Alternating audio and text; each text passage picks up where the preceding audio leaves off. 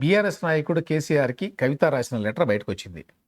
అయితే ఈ లెటర్‌ని నేను బయట పెట్టలేదు అని కవిత చెప్పింది. ఆవిడ తాజాగా అమెరికా నుంచి వచ్చింది. ఎయిర్‌పోర్ట్‌లోనే సహజంగా విలేకరులు ఈ ప్రశ్న వేశారు. మీ పేరు మీద మీరు రాశారని చెప్తున్న లెటర్ బయటకొచ్చింది. ఏమిటి సంగతి? మీరే రాశారా? నేనే రాశాను అని చెప్పింది. కానీ నేను బయట పెట్టలేదు అని చెప్పింది. ఎవరో కావాలనే కుట్రతోటి బయట పెట్టారు అని కూడా మాట్లాడింది. అంతేకాదు కేసీఆర్ కూతురైన నేను రాసిన లేఖనే బయటకొచ్చింది అంటే పార్టీలో ఇతర సామాన్యుల పరిస్థితి ఏమిటి అనేది ఆవిడ ప్రశ్న. ఇది కొంచెం విచిత్రంగా ఉంది. కూతురు తండ్రికి లెటర్ రాసింది. ఆ లెటర్ బయటికి రావాలి అంటే వాళ్ళిద్దరిలో ఎవరో ఒకళ్ళు బయట పెట్టాలి. వాళ్ళిద్దరిలో ఎవరో ఒకళ్ళు బయట పెట్టకుండా ఆ లెటర్ బయటకు వచ్చేటువంటి అవకాశమే లేదు. కేసీఆర్ బయట పెడతాడా? ఆయన బయట పెట్టేటువంటి అవకాశాలు చాలా తక్కువ. కాబట్టి లాజికల్‌గా చూస్తే కవితే ఈ లెటర్‌ని బయట పెట్టింది అనుకోవాలి. లేదు అంటే కేటీఆర్ బయట పెట్టుండాలి. ఎందుకంటే కేసీఆర్‌కి రాసిన లెటర్‌కి ఇంకెవరికీ యాక్సెస్ ఉండే అవకాశం లేదు. ఉంటే గింటే కేటీఆర్‌కే ఉంటుంది ఆ యాక్సెస్. కేటీఆర్ బయట పెట్టడానికి ఒక మోటివ్ కూడా ఉంటుంది. ఎందుకంటే బీఆర్ఎస్‌లో నాయకత్వం కోసం అంతర్గత పోరు వాళ్ళిద్దరి మధ్య కాబట్టి. కేటీఆర్ మధ్య, కవిత మధ్య కాబట్టి. ఇక్కడ చెప్పుకోవాల్సింది ఏమిటంటే కవిత కేసీఆర్‌కి ఈ లెటర్ రాయడం వెనక క్లియర్ మోటివ్ ఉంది. పార్టీలో నా ప్రాధాన్యం తగ్గిపోయింది. ఇట్లా తన ప్రాధాన్యాన్ని తగ్గించడం పట్ల నిరసనతోనే కవిత ఈ లెటర్ రాసింది కేసీఆర్‌కి. ఆ లెటర్‌లో పాయింట్లేమిటి?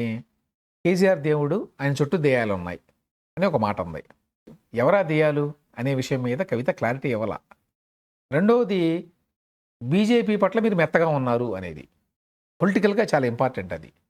అటువంటి విషయాన్ని కవిత నేరుగా కేసీఆర్‌కి చెప్పాలి గానీ, లెటర్ రూపంలో రాయడం ఏంటి?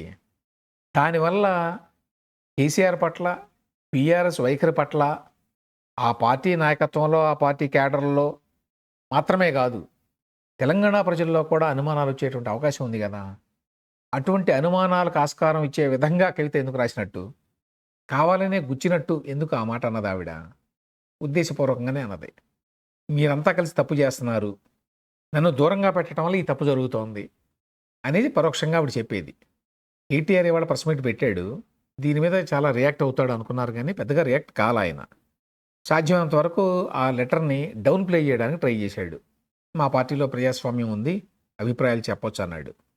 అయితే పనిలో పనిగా పబ్లిక్‌లో ఇటువంటి అంశాలని చర్చించాల్సిన అవసరం లేదు అని కూడా ఒక చొరక అంటించాడు. అయితే నేను ఇప్పుడే మెన్షన్ చేసినట్టు ఈ లెటర్‌కి సంబంధించి ముఖ్యమైన అంశాలని అటు కవిత గాని, ఇటు కేటీఆర్ గాని అడ్రెస్ చేయలా. మొదటిది ఈ లెటర్‌ని రాయాల్సిన అవసరం కవితకి ఏమొచ్చింది?